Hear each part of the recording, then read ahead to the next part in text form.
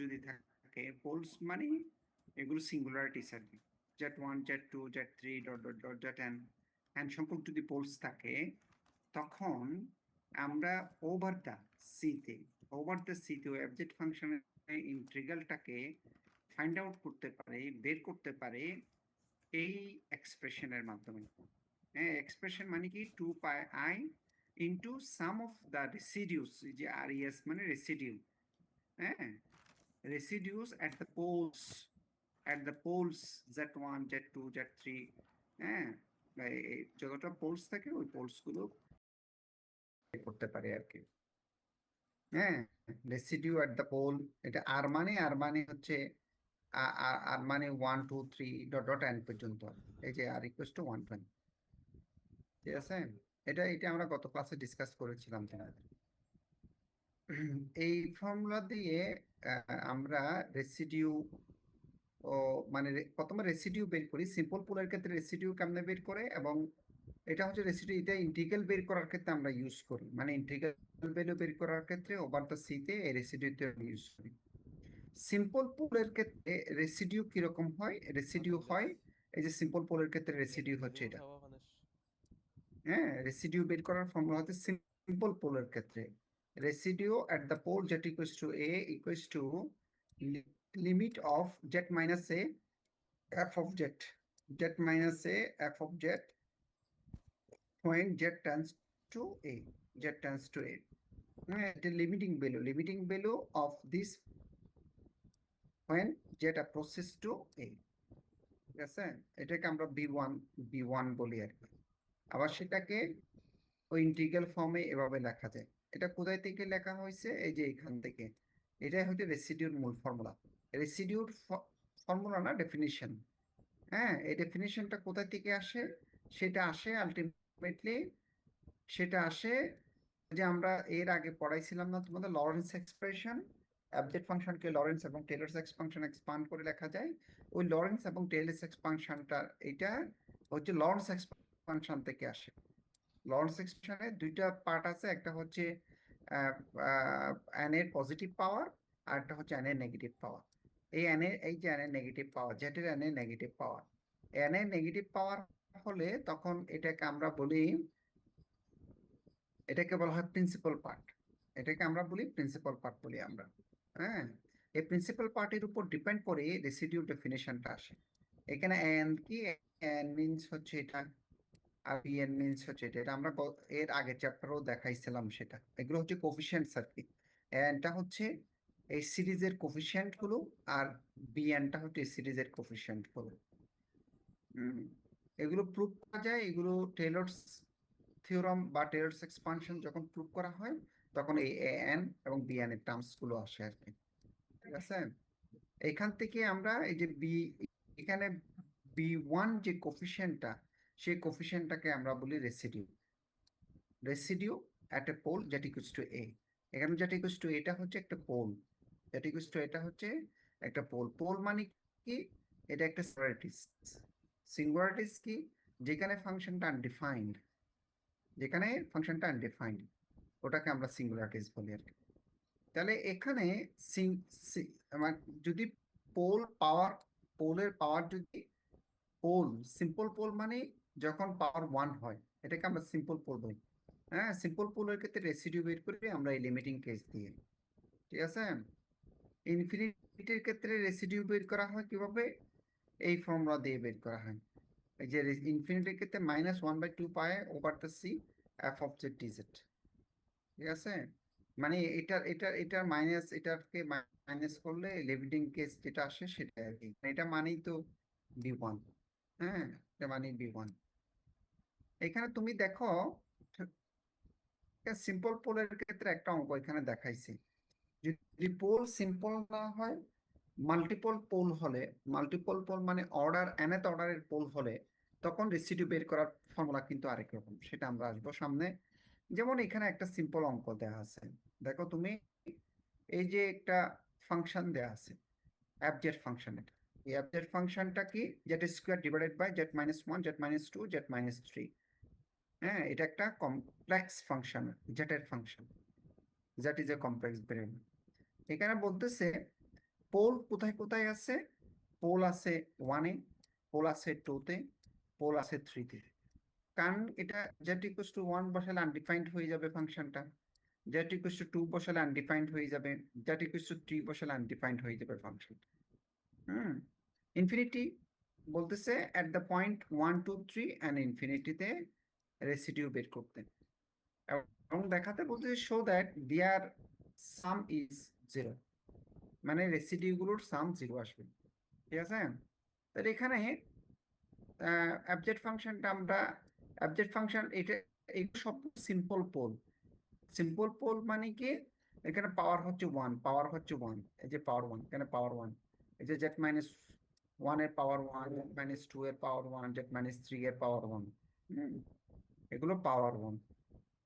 তাহলে এইগুলোকে বলা হয় সিম্পল পোল, মানে 1টো সিম্পল পোল, 2টো সিম্পল পোল, 3টো সিম্পল পোল। তাহলে সিম্পল পোলের ক্ষেত্রে রেসিডিউ কেমনে বের করি আমরা? ডেফিনিশন কি? এটাই লিমিটিং কেসের মাধ্যমে আমরা বের করতে পারি। ওই যে রেসিডিউ অ্যাট দ্য পোল যেটা ইকুয়ালস টু 1, ওই যে আমরা কিছুক্ষণ আগে ডেফিনিশন লিখে আসলাম না, এ মানে এখানে 1 আর কি। হ্যাঁ, ওই যে দেখো limit of z minus a মানে 1 into f of z point limit z tends to a মানে এখানে 1। ঠিক আছে? তাহলে এখানে জেড মাইনাস এ আর এফ অফ জেড মানে কত? এফ অফ জেড মানে হচ্ছে এটা। ঠিক আছে? এফ অফ জেড মানে এটা। তাহলে আলটিমেটলি এখানে এটা ভুল হয়েছে এখানে আসলে। হ্যাঁ, এখানে জেড মাইনাস এটা ক্যান্সেল হয়ে যাবে। তাহলে এখানে জেড মাইনাস এটা, এই জেড মাইনাস এটা ক্যান্সেল হয়ে যায়, এই জেড মাইনাস এটা এখানে থাকবে না। আমার কথা কি বুঝতে পারছো কি বলছে? এটা ভুল হয়েছে, এখানে জেড মাইনাস এটা থাকবে না। কারণ এখানে এফ অফ জেড যখন তুমি বসাই দেবা, এই এফ অফ জেড এটা যদি বসাও, এটাই আর কি এফ অফ জেড, এটা যদি বসাও, এখানে জেড মাইনাস এই আছে না, এই জেড মাইনাস এই ক্যান্সেল হয়ে যাবে করে নিচ্ছে। তাহলে আলটিমেটলি থাকবে Z square divided by Z minus 2 Z minus 3, Z minus 2 Z minus 3 থাকবে। ওকে, তাহলে এখন আমরা লিমিটটা বসাই দিতে পারি, জেড টেন্স টু 1টা বসাই দিতে পারি। জেটের জায়গায় 1 বসানো হয়েছে, এখানে 1 বসানো হয়েছে, এই যে এটার জায়গায় এখানে 1 বসানো হয়েছে, যেটার জায়গায় এখানে 1 বসানো হয়েছে, বসালে এটা আসে। ঠিক আছে? তাহলে এখানে আলটিমেটলি কি পাওয়া যাচ্ছে? এখানে তো এখানে কত আসতেছে? এখানে আসতেছে -1, এখানে আসতেছে -2, তাহলে -1 -2 +2 আসে, আর উপরে আসে 1, এই যে 1 আসছে। দ্যাট মিন্স কি এটা হচ্ছে হাফ। ঠিক আছে? তাহলে residue of the given function at the pole যেটা ইকুয়ালস টু 1 রেসিডিউ হচ্ছে half. Similarly same residue at the pole 2 তে কি হবে? ওই ডেফিনিশন, সেম ডেফিনিশন ইউজ করা হয়েছে, limit of z minus 2 F of Z Z tends two 2। হ্যাঁ, ওই যে দেখো ওইটা জেড মাইনাস জেড এটা বসালে এখানে এটা ক্যান্সেল হয়ে যাবে, একই পাবে আর কি। তাহলে এটা যাতে আবার জেড ইকুয়ালস টু 2 এখানে যদি বসাই দাও তুমি, লিমিট বসাই দিলে এখানে -2 হোল স্কয়ার আসবে 4, আর এখানে 2 - 1 আসবে, এখানে 2 - 3 আসবে, এটা ক্যালকুলেশন করলে -4 আসে। সিমিলারলি জেড ইকুয়ালস টু 3 তে একইভাবে জেড ইকুয়ালস টু 3 তে রেসিডিউ বের করছে, একই ফর্মুলা ইউজ করা হয়েছে। হ্যাঁ, তাহলে এখান থেকে লিমিটিং ভ্যালুটা বের করছে, সেটা 9/2 আসছে। ক্লিয়ার? ওই এট দ্য ইনফিনিটিতে রেসিডিউ কেমনে বের করা হয়? এট দ্য ইনফিনিটিতে রেসিডিউ বের করা হয় ও minus z into f of z, minus z into f of z, এই ফর্মুলা দিয়ে বের করা হয় when z tends to infinity। হ্যাঁ, z tends to infinity, তাহলে এটা কত আসে? তাহলে minus Z f of z মানে যেটা দেয়া আছে আমাদের প্রশ্নে এফ অফ জেড, তাহলে এখানে মাইনাস জেড কিউব আসে। আর এখানে তাহলে ইনফিনিটি বসালে এটা রেজাল্ট কি আসবে? -1 আসবে। কেমনে ইনফিনিটি বসালে -1 আসে? এখান তো এই জেড দিয়ে এটাকে কাটলে জেড স্কোয়ার আসবে, ঠিক না? এই জেড দিয়ে জেড কিউবকে কাটলে জেড স্কোয়ার আসবে উপরে। ঠিক আছে? তাহলে জেড স্কোয়ার আসবে, নিচে কি আসবে? এখানে তাহলে তুমি যদি ইনফিনিটি বসাই দাও ডিরেক্টলি, তাহলে ইনফিনিটি স্কোয়ার মানে ইনফিনিটি আসবে। ঠিক আছে? এখানে ইনফিনিটি বসালে ইনফিনিটি আসবে, ইনফিনিটি আসবে, ইনফিনিটি আসবে। তো ইনফিনিটি ডিভাইড বাই ইনফিনিটি তো আনডিফাইন্ড ভ্যালু চলে আসে, ইনডিটারমিনেন্ট ফর্ম। আমার কথা কি বুঝছো? কি বলছে এখানে? ইনডিটারমিনেন্ট ফর্ম আসলে তখন law of periods rule use করা হয়। ল অফ পিরিয়ডস রুলটা কি? উপরে নিচে ডেরিভেটিভ করতে হয়। উপরে নিচে কি করতে হয়? ডেরিভেটিভ করতে হয়। তো ডেরিভেটিভ করার জন্য এই তিনটাকে গুণ করতে হবে তোমাকে। এই তিনটাকে গুণ করলে একটা ফাংশন আসবে, এই জেড মাইনাস ওয়ান। এটা এটা ডিটেলস ক্যালকুলেশন দেখায়নি এখানে, এখানে ডিরেক্টলি রেজাল্ট -1 বসাই দিছে। এটা কেমনে আসে এটা তো তোমাদেরকে দেখাতে হবে পরীক্ষা আসলে, এরকম অঙ্ক আসলে। এখানে তুমি, এখানে দেখো, এখানে তো এটা দিয়ে এটাকে কাটলে তো যেটা স্কোয়ার আসছে, দ্যাটস ওকে। হ্যাঁ, কোনো সমস্যা নেই। এখন এখানে তুমি এগুলো গুণ করো। এখানে গুণ করলে কত আসবে? Z minus one, Z minus two, Z minus three, এই তিনটা গুণ করলে কত আসবে?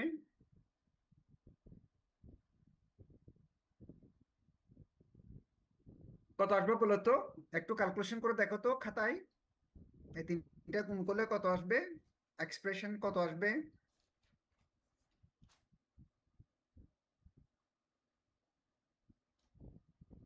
আছো তোমরা? খাতার গোড়ায় আছো? খাতাটা আছে হাতের গোড়ায়? জি হ্যাঁ স্যার। হ্যাঁ, জি স্যার। হাতের গোড়ায় খাতাটা আছে? জি স্যার। তা কোন করো তো দেখি, এটা কত আসে বলো তো?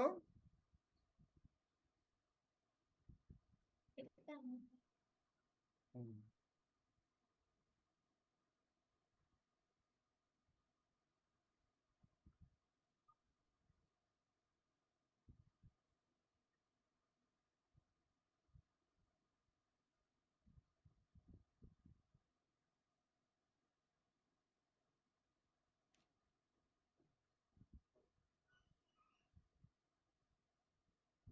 বলো না।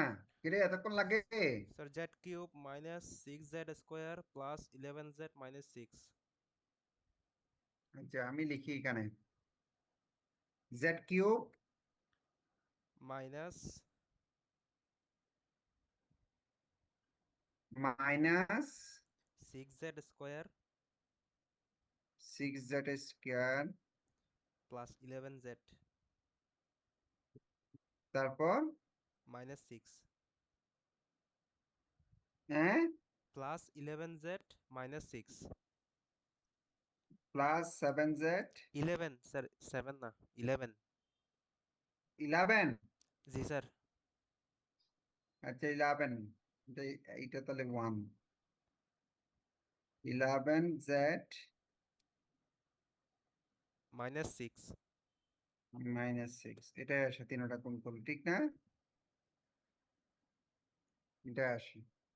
আর উপরে এই জেড দিয়ে এই জেড কিউবকে কাটলে জেড স্কোয়ার থাকবে। ঠিক আছে না? ঠিক আছে।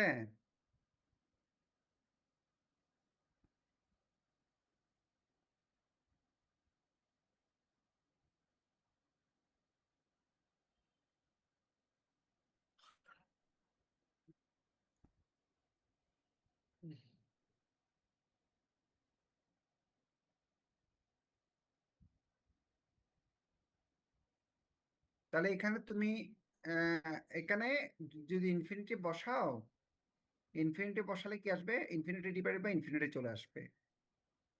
ইনফিনিটি ডিভাইডেড বাই ইনফিনিটি চলে আসবে এখানে।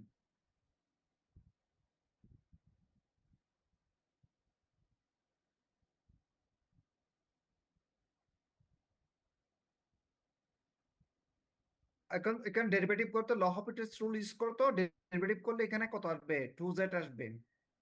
এখানে কত আসবে ডেরিভেটিভ করলে? 3z স্কোয়ার আসবে, মাইনাস 12z। 12z আসবে, 11 আসবে।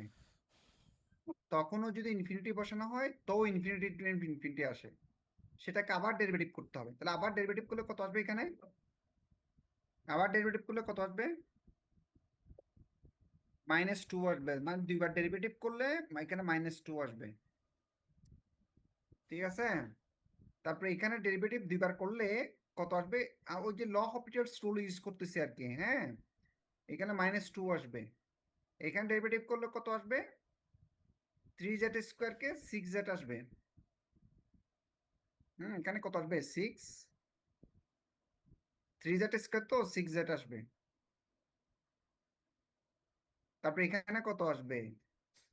এগুলো 6 12 না, এখানে -12 আসবে। আর এটা তো 0 হয়ে যাবে, এগুলো এটা তো আগেই 0 হয়ে গেছে, ঠিক না? এটা আগেই 0 হয়ে গেছে। তো এখানে যদি ইনফিনিটি বসাও এখন, তাহলে কত আসে ইনফিনিটি বসালে?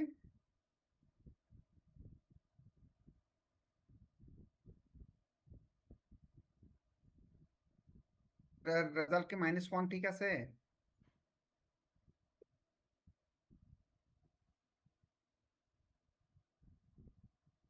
-1 ঠিক আছে রেজাল্ট?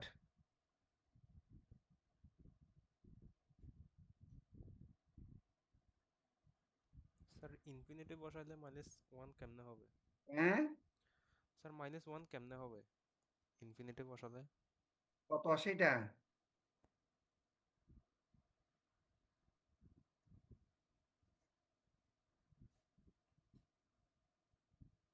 এখন ইনফিনিটি বসালে কত আসবে? এনিথিং ডিভাইড বাই ইনফিনিটি কত? এনিথিং ডিভাইড বাই ইনফিনিটি মানে কত?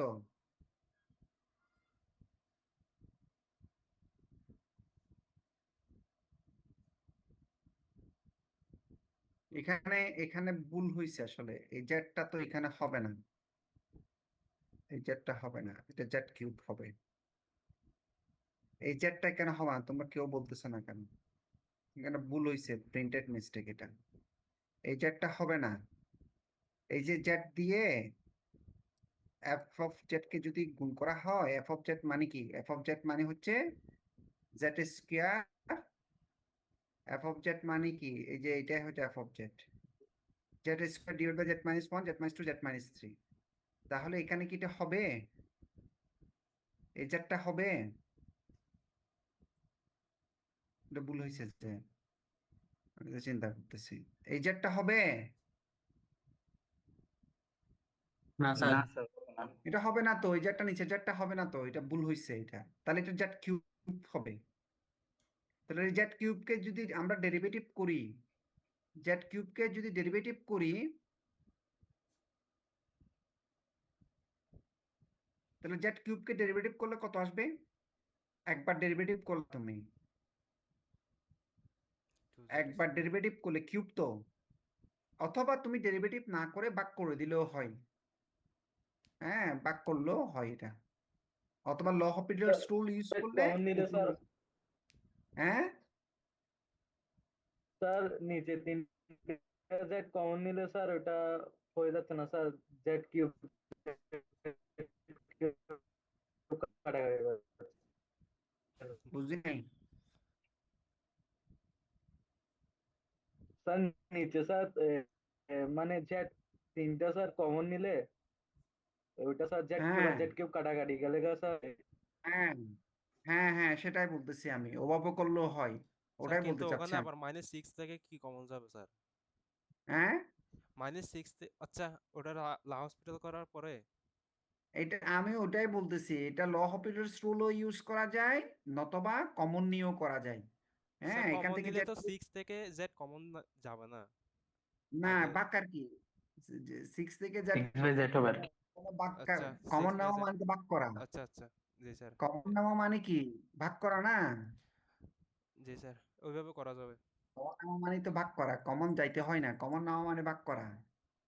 ঠিক আছে না? তাহলে তোমরা যেটা বলছো সেটা করলে,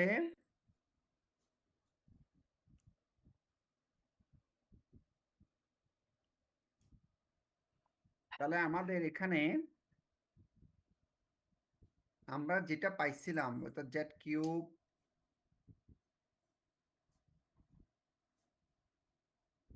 তারপর হচ্ছে কত, মাইনাস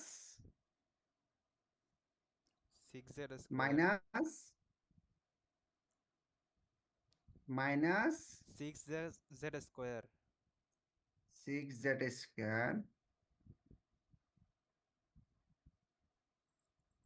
তারপর হচ্ছে +11z, এটা বল দিছি যে -6, এভাবে ছিল না নিচের পার্টটা? এখন এটা তো নাই, এটা নাই, এটা বলছে এটা নাই, এটা পোল। তাহলে জেড কিউব তুমি নিচে কমন নিলে, তাহলে এখানে কি আসবে 1, এখানে আসবে জেড কিউব কমন নিচ্ছ তুমি, এখানে জেড কিউব।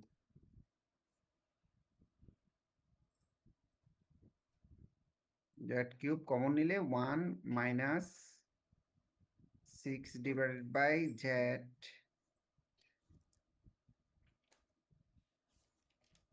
এটা আসবে 11 ডিভাইডেড বাই জেড স্কোয়ার, এটা আসবে minus 6 divided by z cube.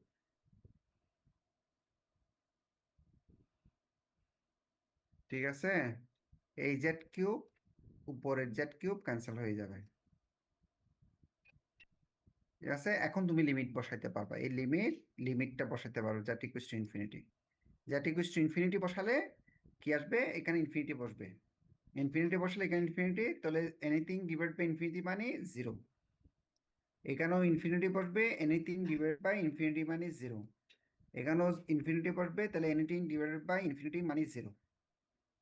তাহলে আলটিমেটলি রেজাল্ট আসতেছে কি 1, আর উপরে কত থাকতেছে -1 -1, উপরে থাকতেছে -1। তাহলে 1 দিয়ে -1 কে ভাগ করলে -1 আসে। বুঝতে পারছো? এটা হচ্ছে residue at the infinity, residue at the infinity. তাহলে রেসিডিউ এগুলো হচ্ছে সব সিম্পল পোল, এগুলো সবগুলো কি পোল, সিম্পল পোলের ক্ষেত্রে। এখন আমরা এই এখন তাহলে আমরা রেসিডিউ বের করছি কোন কোন পোলে, 1-এ বের করছি, 2-তে বের করছি, 3-তে বের করছি, ইনফিনিটিতে বের করছি। বলতেছে তাদের সামটা 0 হয়। হ্যাঁ, এই যে হাফ, -4, 9/2, -1, এদেরকে যোগ করছে রেসিডিউ, সাম অফ রেসিডিউস, এগুলোকে লসাগু নিয়ে যোগ করলে 0 আসে। ঠিক আছে, এইভাবে আমরা সিম্পল পোলের ক্ষেত্রে রেসিডিউ বের করতে পারি। কোনো ফাংশনের সিম্পল পোল হলে পোলের ক্ষেত্রে রেসিডিউ বের করতে পারি। এখানে একটা সিম্পল প্রবলেম দেওয়া হয়েছে। প্রবলেমটা কিসের, এটা ছোট্ট একটা অঙ্ক দেওয়া হয়েছে, evaluate the method of calculus of residue. Calculus of residue দিয়ে এই ইন্টিগ্রেশনটাকে বের করতে বলতেছে। হ্যাঁ, এখানে এই সিটা কি, সিটা হচ্ছে একটা সার্কেল, একটা সার্কেল, এটা একটা সার্কুলার ইকুয়েশন। হ্যাঁ, এটার সেন্টার হচ্ছে 0 0 আর রেডিয়াস হচ্ছে 3। সেন্টার হচ্ছে 0 0, রেডিয়াস হচ্ছে 3। এটা একটা কোণটার আর কি। ঠিক আছে, এই কোণটারের উপর এবং ভিতরে যদি ফাংশনটা, এই যে ইন্টিগ্রাল, এখানে ফাংশন কি, এই ইন্টিগ্র্যান্ডের ভিতরে যে ফাংশনটা আছে, ফাংশনটা হচ্ছে 1/z-1 z+1।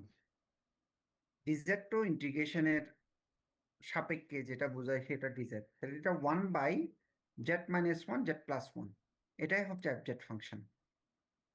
অ্যাবজেক্ট ফাংশনটা যদি এই কোণটারের উপরে, মানে কোণটারের বাউন্ডারিতে এবং কোণটারের ভিতরে ফাংশনটা যদি অ্যানালাইটিক হয়, ফাংশনটা কি হয়, অ্যানালাইটিক হয়, তখন আমরা কোসিস ইন্টিগ্রাল ফর্মুলাকে ইউজ করতে পারি, সরি, কোসিস রেসিডিউ থিওরেমকে ইউজ করতে পারি।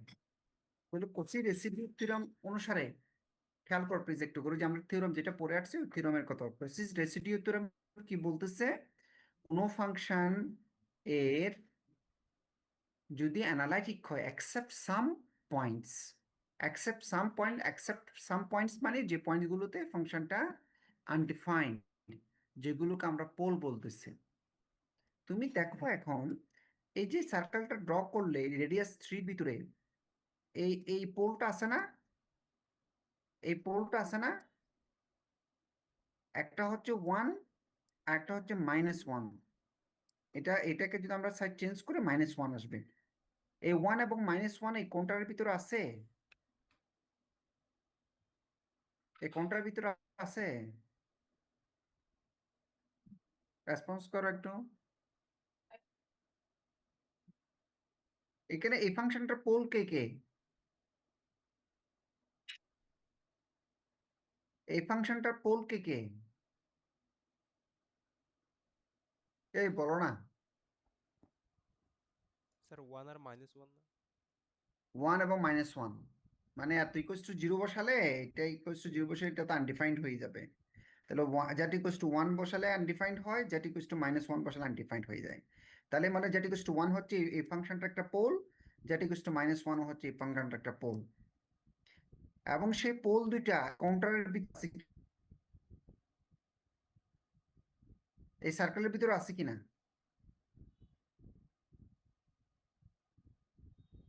কি রে? জি স্যার, জি স্যার।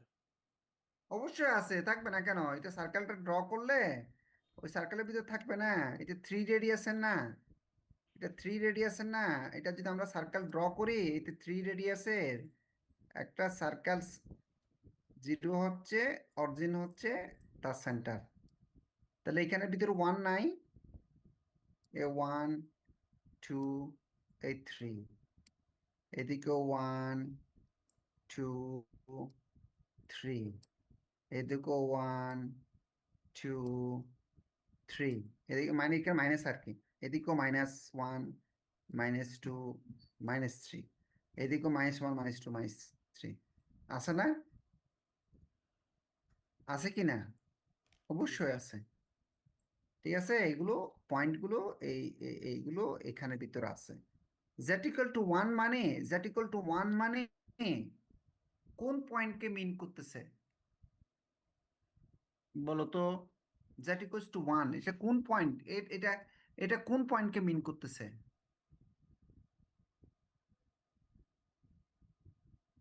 বলো তো, তার কোঅর্ডিনেটটা?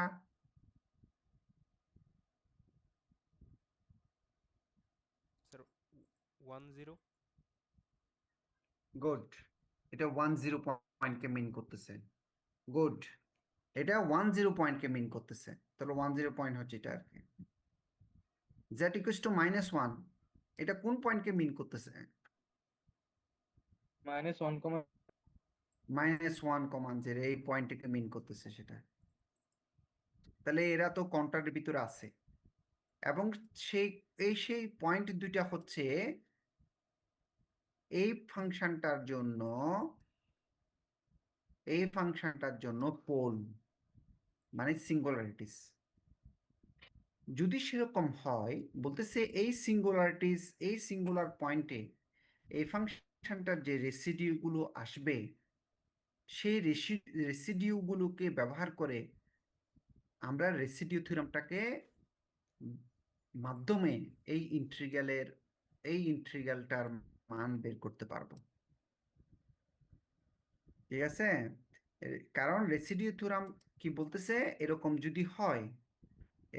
যদি হয় কোনো পোলের ভিতরে যদি কাউন্টারের ভিতরে যদি সিঙ্গুলারিটিস থাকে, একাধিক সিঙ্গুলারিটিস, এই যে যেটা এখানে বলে আসছে, এই যে if fz is analytic within and only closed counters C, except a finite number of the poles z1 z2 z3 zn within C এর ভিতরে। তা আমরা এই অঙ্কের মধ্যে n পর্যন্ত না, আমরা পাইছি দুইটা শুধু, z1 z2 পাইছি। z1 মানে 1, z2 মানে -2। যদি সেরকম হয় তখন বলতেছে ওই অ্যাবজেক্ট ফাংশনের with respect to z এর ইন্টিগ্রাল ভ্যালু ওভার দ্য সিতে, সি মানে ওই সার্কেলটা, ওভার দ্য সিতে এই রিলেশন দিয়ে বের করা যাবে। এই ইন্টিগ্রালের মানটা এই রিলেশন দিয়ে বের করা যাবে। এই রিলেশন মানে কি? 2πi into sum of residues at the poles z1 and z2, এই প্রবলেমের ক্ষেত্রে দুইটা পোলের ক্ষেত্রে। ঠিক আছে, এই অঙ্কে দুইটা পোল, অন্য অঙ্কে একাধিক থাকতে পারে। ক্লিয়ার? আমার কথা কি বুঝতে পারতেছো তোমরা?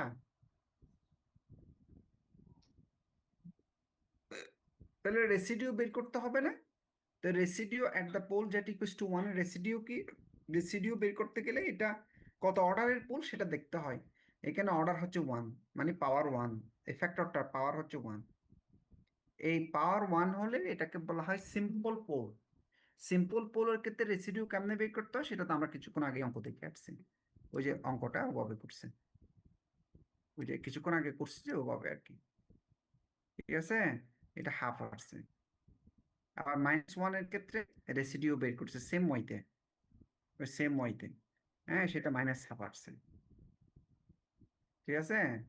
তাহলে সাম অফ দ্য রেসিডিউস ওই at the pole that equals to 1 A at the pole that equals to -1 এ, এটা দুটোকে যোগ করলে রেজাল্ট 0 আসছে, ঠিক আছে? তাহলে এখন কোসিস ইন্টিগ্রাল, আমরা তো ইন্টিগ্রাল ভ্যালু বের করতে চাচ্ছি, এফ অফ জেড মানে জেড ভ্যান আর কি, সেটা রেসিডিউ থিওরাম ইউজ করলে 2πi some of the residues, তো সাম অফ দ্য রেসিডিউস তো 0 আসছে, ওই 0 বসাই দিচ্ছে, তাহলে রেজাল্ট হচ্ছে আলটিমেটলি 0। এর মানে হচ্ছে কি এই ইন্টিগ্রালের মান হচ্ছে 0,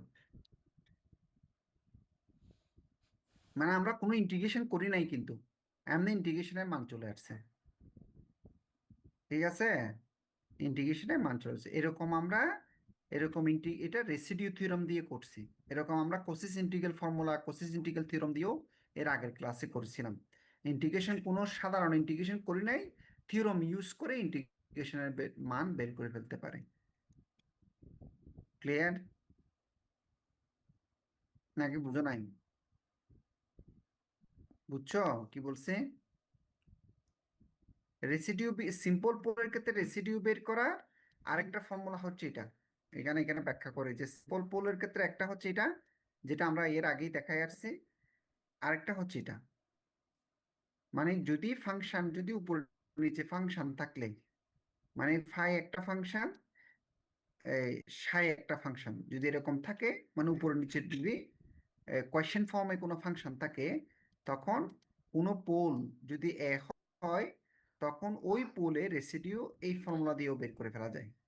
মানে ফাংশন, ফাই ফাংশন এই অ্যাট দ্য পোল, পোল এতে ফাংশনাল ভ্যালু, এবং নিচে যে ফাংশনটা, সেই ফাংশনের ডেরিভেটিভের নিয়ে ওখানে যদি পোলটা বসাই দেওয়া হয়, তখন যে রেজাল্ট আসবে সেটাই হচ্ছে রেসিডিউ অ্যাট দ্য পোল। দুইভাবে বের করা যায়, হ্যাঁ। আমরা একটা জিনিস যেটা শিখবো, residue at a pole of order m, যদি mth অর্ডারের পোল হয়, mth অর্ডারের যদি পোল হয়, তখন রেসিডিউ কেমনে বের করো, mth অর্ডারের পোল হলে রেসিডিউ কেমনে বের করো। আমরা তখন শিখছি সিম্পল পোল, মানে অর্ডার 1 হলে, ঠিক আছে? mth অর্ডারের পোল হলে রেসিডিউ বের করার ওয়ে হচ্ছে, সেটা থিওরামের মধ্যে দিয়ে, থিওরামের মাধ্যমে একটা প্রুভ করছে এখানে। If f of z has a pole of order m, mth order, mth order মানে কি, অর্ডার 2 হতে পারে, 3 হতে পারে, 4, 5, 6, যে কোনো অর্ডারের হতে পারে, আমরা অঙ্ক দেখবো কিছুক্ষণ পর। mth অর্ডারের পোল, পোল জেনারেল পোল হচ্ছে, পোলটা আমরা ধরে নিচ্ছি এ, মানে যে কোনো মান হতে পারে। Then show that the residue at a pole a is the limiting value of this, এটার লিমিটিং ভ্যালু বলতেছে when z tends to a, z tends to a, মানে এটার limiting value when z tends to a। এটাকে এভাবেও লেখা যায়, আবার এভাবেও লিখতে পারি আমরা, এভাবেও লিখতে পারি। তোমরা যদি বলো এটাকে এইটা না লিখে অ্যাজ এটা না লিখে এভাবেও লেখা যায়, এই লিমিটিং ভ্যালু অফ টফ এগুলো না লিখে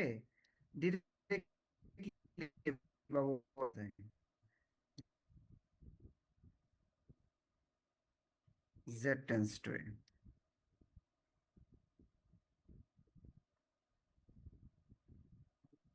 হ্যাঁ, limit of this, limit of this when z tends to a, একই কথা আর কি, ওটা ভাষা দিয়ে লিখছে আর এটা ম্যাথমেটিক্যালি লিখছি আমি, ঠিক আছে? এটা কার লিমিট 1/m-1 ফ্যাক্টোরিয়াল, m-1 এর ডেরিভেটিভ, m-1 এর ডেরিভেটিভ, m-1, m-1 এর derivative with respect to z of this function, this function মানে কি, z minus a whole to the for m, এমটা আমাদের অঙ্কে দেওয়া থাকবে into f of z, into f of z. ঠিক আছে, এটা এখানে প্রুভ করে দেখাইছেন।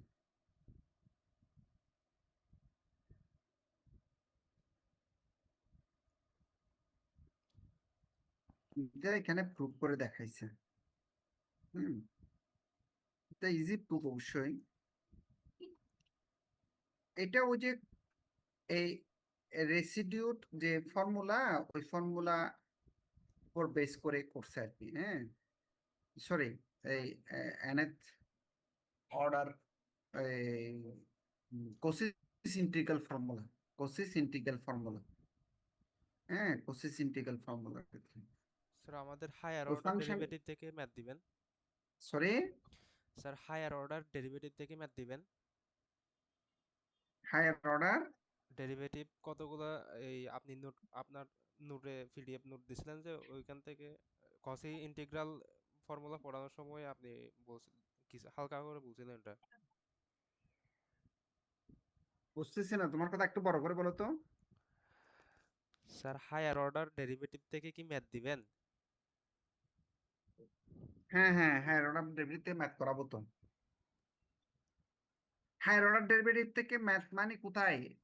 ওই যে ইয়াতে ইন্টিগ্রালের ওখানে। হ্যাঁ স্যার, ওখানের কথা বলতেছি। না, আমি যেগুলো পড়াচ্ছি ওগুলো পড়ো আর কি। ঠিক আছে, জি স্যার। আমি যেগুলো যেগুলো পড়াচ্ছি ওগুলো পড়ো। এখানে দেখো তুমি ওই f of z, f of z has a pole. আমরা ধরে নিচ্ছি suppose f of z has a pole of order m at z equals to a, so that z expressible as this, মানে এই মানে আমরা মনে করতেছি অ্যাবজেক্ট ফাংশনটা কি আছে, mth অর্ডারের পোল আছে। তাহলে mth অর্ডারের যদি পোল থাকে তাহলে ফাংশনটা এরকম হবে। mth অর্ডারের পোল থাকলে ফাংশনটা উপরে একটা যে কোনো একটা আরবিটারি ফাংশন থাকবে, যেটাকে এরা ধরছে ফাই। আরবিটারি যে কোনো একটা ফাংশন থাকবে, আর নিচে থাকবে এরকম একটা term z minus a whole to the power m, m মানে 2 3 4 5 যে কোনো কিছু, m মানে কি, m মানে যে কোনো একটা মান। ঠিক আছে, এখানে phi of a is not equals to 0, মানে এখানে এখানে যদি এর মান বসানো হয় এটা কখনো 0 হবে না। এটা যদি 0 হয়ে যায় তাহলে তার ফাংশনটাই থাকবে না, এটা পুরাটাই 0 হয়ে যাবে, z ফাংশনটাই 0 হয়ে যাবে। এবং এই phi z ফাংশনটা অবশ্যই অ্যানালাইটিক। phi z ফাংশনটা কি, অ্যানালাইটিক ফাংশন। তাহলে residue at z equals to a is b1, এটা তো আমরা জানি। হ্যাঁ, এটা ডেফিনিশন পড়ে আসছিলাম আমরা। b1 is given by, এবং b1টা কি, b1টা হচ্ছে এটা, এটা ওই প্রথম পেজে পড়ছি, আজকেও পড়ছি, এটা দেখা আসছিলাম তোমাদেরকে। b1 মানে কি, b1 মানে 1, এটাই মূল ডেফিনিশন আর কি। b1 equals to 1/2 pi i integration over c f of z dz, এটা হচ্ছে মূল ডেফিনিশন। এটা কোথায় থেকে আসে? টেলরস এক্সপানশন থেকে, সরি, লরেন্স এক্সপানশন থেকে আসে। লরেন্স এক্সপানশনের প্রিন্সিপাল পার্ট থেকে আসে, নেগেটিভ পার্ট থেকে আসে এটা। আচ্ছা, তাহলে এই এফ অফ জেড এর জায়গায় ওই আমরা যে এফ অফ জেডটা ধরছি এখন, সে এফ অফ জেডটা বসানো হয়েছে এখানে, মানে phi z divide by Z minus a বসানো হয়েছে। ওকে, এখন আমরা একটু এটাকে মডিফাই করতেছি। কেন? একটা formula, Cauchy's integral formula, mth অর্ডারের কোসিস ইন্টিগ্রাল ফর্মুলাকে ইউজ করার জন্য আমরা কি কাজ করতেছি, এই যে m-1 ফ্যাক্টোরিয়াল দিয়ে উপরে গুণ করছি আর নিচে ভাগ করছি, তাহলে মানের কোনো পরিবর্তন হয়নি, মানে উপরের লাইনের সাথে এই লাইন ঠিক আছে। ঠিক আছে, এটা দিয়ে গুণ করছি আবার এদিকে ভাগ করছি m-1 ফ্যাক্টোরিয়াল দিয়ে। আর এখানে কি কাজ করছি, ইন্টিগ্রেশনের ভিতরে কি কাজ করছি, এই যে এমটাকে, এই এমটাকে m-1 লিখছি, তাহলে এটা তো m, তাহলে +1 করছি, অর্থাৎ m এর সাথে -1 করছি আবার +1 করছি, তাহলে তাও মানের কোনো পরিবর্তন হয়নি। ঠিক আছে, এখানে 1 বাই, তাহলে এটা কি 1 বাই m-1 ফ্যাক্টোরিয়াল, আর এটা মানে কি, এটা হচ্ছে এটা এটা কোসিস ইন্টিগ্রাল ফর্মুলা অনুসারে এটাকে বলা হয় Cauchy's integral formula. Cauchy's integral formula আমরা দেখাই আসছিলাম তোমাদেরকে, গত ক্লাসে দেখাইছিলাম, সেটা তোমাদের মনে পড়ে কিনা জানি না। এটা এটা কোসিস ইন্টিগ্রাল ফর্মুলার ক্ষেত্রে এই যে এখানে m-1 ফ্যাক্টোরিয়াল আছে না, এখানে m-1 আছে না, হ্যাঁ, এটা হচ্ছে, এটাকে লেখা হয় এই ফর্মে। এটা কোন ফাংশনের জন্য? ফাই ফাংশনটার জন্য। সেই জন্য ফাই অফ m-1 এর ডেরিভেটিভ, এটা হচ্ছে ডেরিভেটিভ, আসলে এটা হচ্ছে ডেরিভেটিভ। এটা মিন করতেছে, ডেরিভেটিভকে মিন করতেছে। ডেরিভেটিভ মানে কি, এখানে যদি 2 দেওয়া হয় দুইবার ডেরিভেটিভ, এখানে যদি 3 দেওয়া, 3 m-1 এর জায়গায় যদি 3 থাকতো তাহলে ফাই এর 3বার ডেরিভেটিভ বোঝানো হচ্ছে। ডেরিভেটিভটার মান কোন পয়েন্টে? এ পয়েন্টে। এটাকে আমরা বলি Cauchy's integral formula for the m-1th derivative, for the m-1th derivative. ঠিক আছে? তাহলে রেসিডিউটা কি দাঁড়াচ্ছে তাহলে? তাহলে এটা মানে কি আবার, ফাইটা মানে কি, ফাইটা হচ্ছে এটারই গুণফল এফ অফ জেড, এই যে কোনাকুনি গুণ করলে ফাই জেডটা হচ্ছে এফ অফ জেড এবং z minus a whole to the power m এর গুণফল। হ্যাঁ, z-a whole to the power m এর গুণফল। ওই গুণফলটা এখানে লেখা হয়েছে, দেখো তুমি, z-a এবং f অফ z এর গুণফল। ঠিক আছে? তাহলে এটা হচ্ছে m-1 এর ডেরিভেটিভ না? এটাকে আবার এইভাবেও লেখা যায়, এটা যেটার সাপেক্ষে। হ্যাঁ, এটা মানে কি, আমি একটু জিনিস বুঝাই দিই, তখন তোমরা জিনিসটা আরো মোর ক্লিয়ার হয়ে যাবে। এটা মানে কি, ফাই অফ 2 এরকম ব্র্যাকেট দিয়ে যদি এরকম এরকম লেখে 2, হ্যাঁ, এরকম যদি লেখে, এটার মানে কি? এটার মানে হচ্ছে এটা জেড, মনে কর জেড। এটার মানে কি? এটার মানে হচ্ছে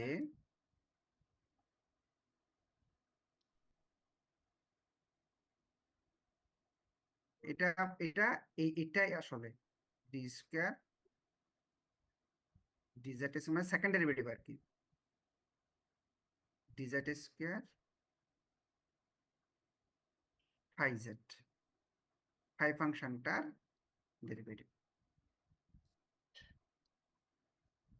আমার কথা কি বুঝতে পারছো কি বলছে? বুঝছো? বুঝছো? তাহলে এখানে যদি m-1 হয়, এখানে যদি m-1 হয়, তাহলে এখানে m-1 হবে 2 জায়গায়, এখানেও m-1 হবে। সেটাই হয়েছে, যে এটাই হয়েছে, মানে এটাকে মানে ভেঙে লিখছে আর কি। ঠিক আছে? কোন পয়েন্ট এটা? এ পয়েন্টে, সেজন্য as Z tends to L X, as Z tends to L X. ঠিক আছে?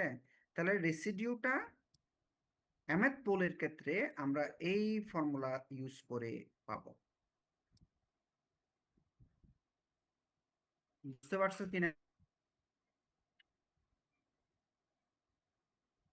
বুঝছো? রেসপন্স করো, আমি একটা অঙ্ক আর একটু ক্লিয়ার যাবে।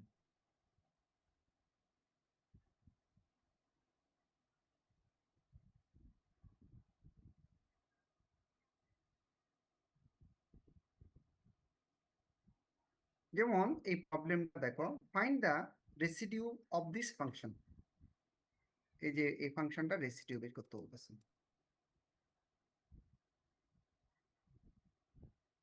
এটা উপর একটা করছি, সেটার সাথে একটা তফাৎ আছে। কি তফাৎ? এই যে দেখো z-a হোল টু দি পাওয়ার 4 আছে এখানে।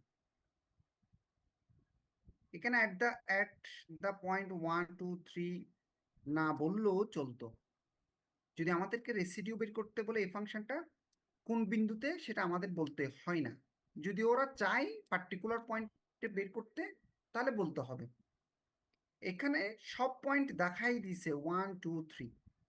আমি শুধু যদি 1 এর জন্য বের করতে বলে তাহলে 1 বললে হয়ে যেত, কারণ এখানে পোল 3টা আছে, এই 1 আছে, 2 আছে, 3 আছে।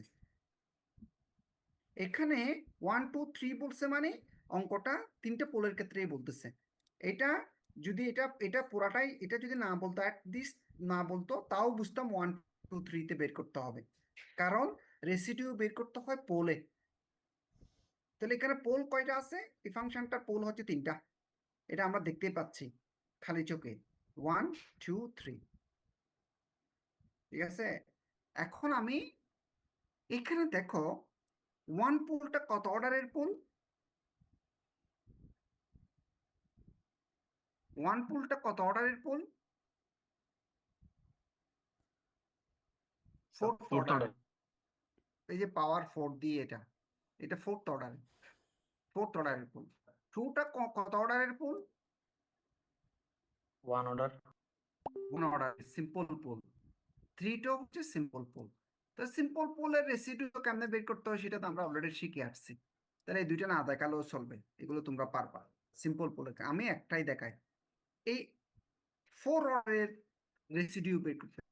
এখানে ওই যে এম অর্ডার বলছি না, এম মানে কত? এখানে এম মানে হচ্ছে 4। এম এর অর্ডার যে এখন ডেফিনিশন দেখে আসছি না আমরা, সেটা হচ্ছে এম মানে 4 আর কি। ঠিক আছে, তাহলে আমরা একটা অঙ্ক করি, হ্যাঁ, 4 অর্ডারের যেটা সেটা করবে। যে সিম্পল এখানে রেসিডিউ 2 তেও বের করছে, রেসিডিউ 3 তেও বের করছে, এই দুইটা তো পারবা তোমরা, এটা তো আমরা অলরেডি করে আসছি। আমরা এই অঙ্কটা শিখি, এই কোনটা? mth অর্ডারের পোলের ক্ষেত্রে। mth অর্ডারের পোলের ক্ষেত্রে রেসিডিউ কেমনে বের করব? ওই যে আমরা কিছুক্ষণ আগেই দেখে আসছি, আমরা 5 ফাংশনটা ধরবো। 5 ফাংশনটা কত এখানে? 5 ফাংশনটা কত? ওই যেটা নিচে আছে সেটা ছাড়া বাকিটা। এই যে দেখো আমরা 5 ফাংশনটা এখানে ধরছি, এই যে এইখানে এটাকে ফলো করে করছি। এই যে z ইকুয়ালস টু কত? 5z divided by z minus a whole to the power m। এখানে z মাইনাস a মানে 1, m মানে 4। তাহলে 5zটা কোনটা তাহলে এই ফাংশনটা? জেডটা হচ্ছে নিচের z মাইনাস 1 বাদ দিয়ে বাকিটা, যে এটা বাদ দিয়ে, তাহলে তাহলে বাকিটা মানে z কিউব ডিভাইডেড বাই এটা হচ্ছে 5z। ঠিক আছে না? ওইটাই লিখছে দেখো, 5z মানে এটা। ঠিক আছে, ওই fz ইকুয়ালস টু কত? 5z divided by z minus a মানে 1 টু দি পাওয়ার m মানে 4। ঠিক আছে না? বুঝছো? তাহলে আমরা এখন রেসিডিউ বের করব। তাহলে রেসিডিউ হচ্ছে, এই যে দেখো রেসিডিউটা কি? mth অর্ডারের পোলের ক্ষেত্রে রেসিডিউ হচ্ছে, আমরা যেটা পড়ে আসছে আর কি, রেসিডিউটাকে সংক্ষেপে, এই যে এটা ডিটেলস লিখছে না, এই ডিটেলস জিনিসটাকে, ওই যে আমি তো দেখাইছি, ডিটেলস জিনিসটাকে আমরা পাবো, এটা দিয়েও বের করতে পারবো। এটা যে কথা, এটাই কি কথা, এরা এটা দিয়ে বের করছে, তুমি চাইলে এটা দিয়েও বের করতে পারবে, অ্যাজ ইউ লাইক, তুমি যেটা চাও আর কি। ওরা এটা দিয়ে বের করছে, এটা কি 1 by m minus 1 factorial phi of m minus 1th derivative at the point a মানে 1। তাহলে দেখো এটা ওরা এইভাবে বের করছে, এই বইয়ে বের করছে আর কি। তাহলে এটা মানে কি? এই যে residue at a pole 1 equals to, ওই যে এটা phi of m minus 1, m minus 1 মানে কত? 4 minus 1, তাহলে 3 at the pole a মানে 1 divided by m minus 1 factorial, m minus 1 মানে কত? 4 minus 1, তাহলে 3 factorial। তাহলে at the pole residue at the pole z equals to 1 এ রেসিডিউর হচ্ছে আলটিমেটলি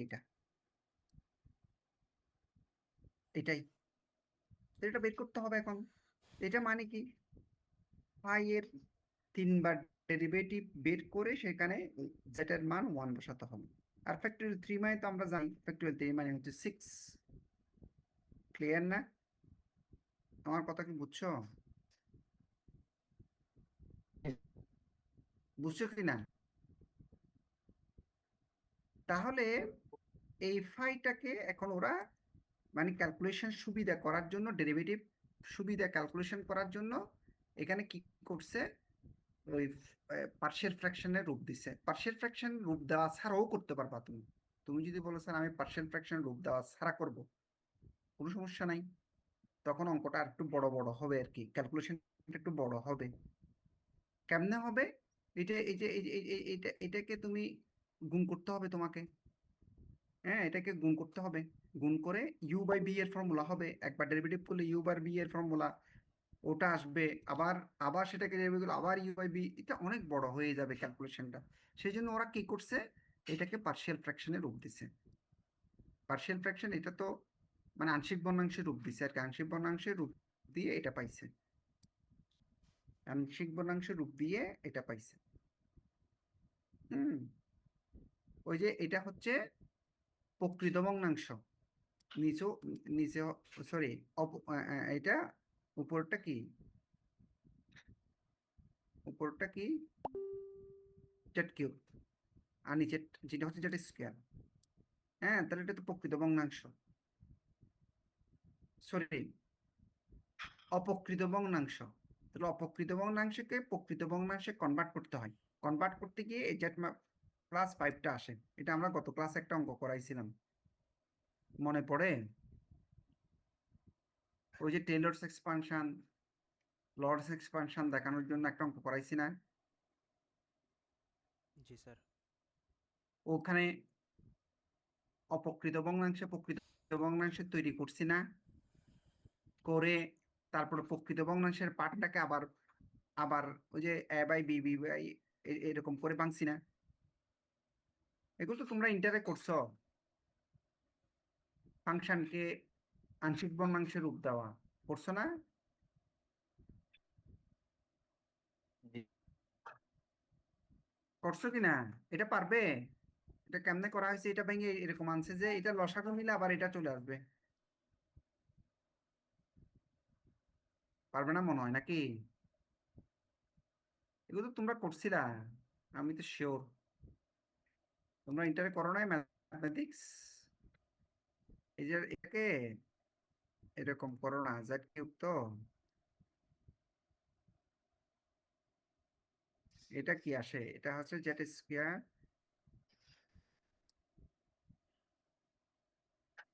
মাইনাস 5z প্লাস 6। এটা হচ্ছে একটা অপকৃত ভগ্নাংশ, কার নিচে হর হর ছোট লব বড়, এটাকে অপকৃত ভগ্নাংশ বলি আমরা। তাহলে এটাকে এখন ভাঙতে হবে। ভাঙলে কি আসবে, উপরে একটা টার্ম আনতে হবে,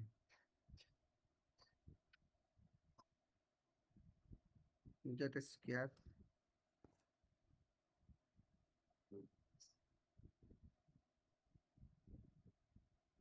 মাইনাস 5z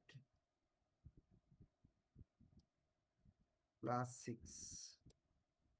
কিন্তু এগুলো তো উপরে নাই, তাহলে কি করতে হবে, জেড দিয়ে গুণ করলে তাহলে জেড স্কোয়ার আসবে, জেড কিউব আসবে, মাইনাস 5z স্কোয়ার আসবে, প্লাস 6z আসবে। তাহলে অতিরিক্ত কি আসছে এখানে, মাইনাস এটা আসছে, এটা না মাইনাস না তো, এটা তো প্লাস হবে, এটা গুণ করলে প্লাস হবে, সরি প্লাস। তাহলে না, মাইনাস 5z তো, তাহলে -5z, এটা -5z। তাহলে এখানে নিচে তাহলে উপরে উপরে অতিরিক্ত কি আসতেছে, এখানে 5z স্কোয়ার, তাহলে প্লাস 5z স্কোয়ার। এগুলো ইন্টার আছে, 5z স্কোয়ার ওই যে অতিরিক্ত এখানে আসে গেছে না, -5z স্কোয়ার, তারপরে 6z, তাহলে -6z।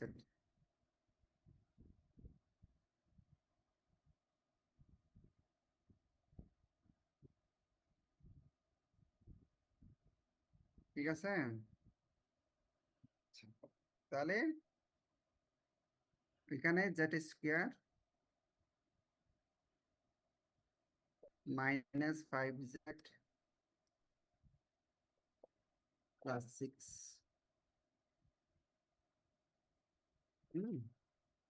তাহলে তুমি দেখো এটা দিয়ে এটা ভাগ করলে তাহলে এখানে z আসবে,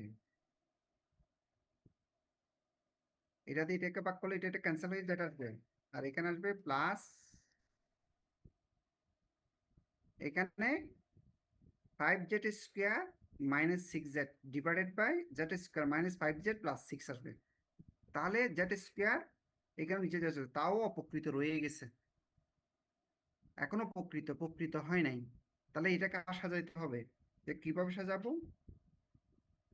আবার z² -5z + 6 লিখতে হবে। কিন্তু আমার আছে 5z², 5z², কিন্তু আছে একটা z², তাহলে এখানে +4z² লিখতে হবে।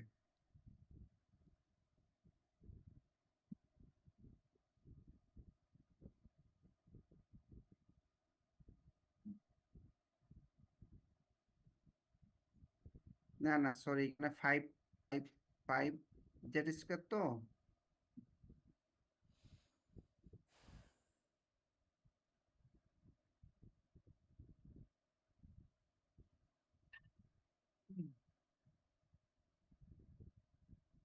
এটাকে ভাঙলে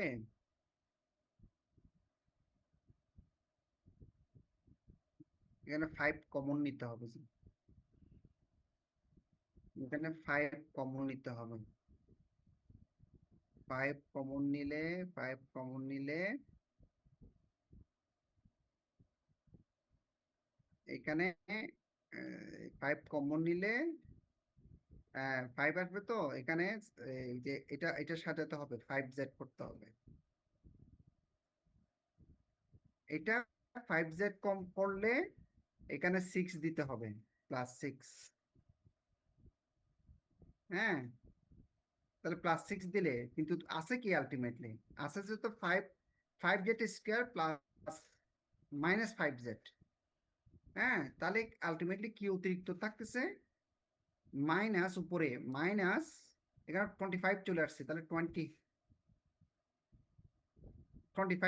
চলে আসছে এখানে, তাহলে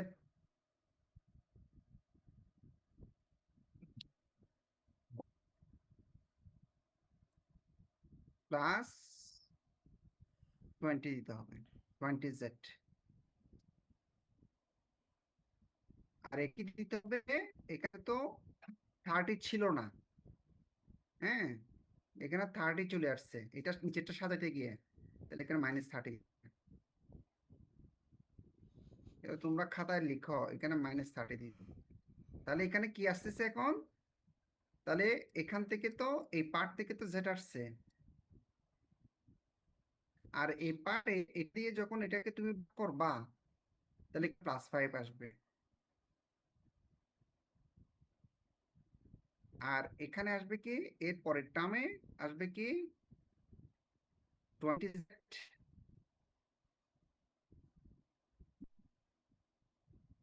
20z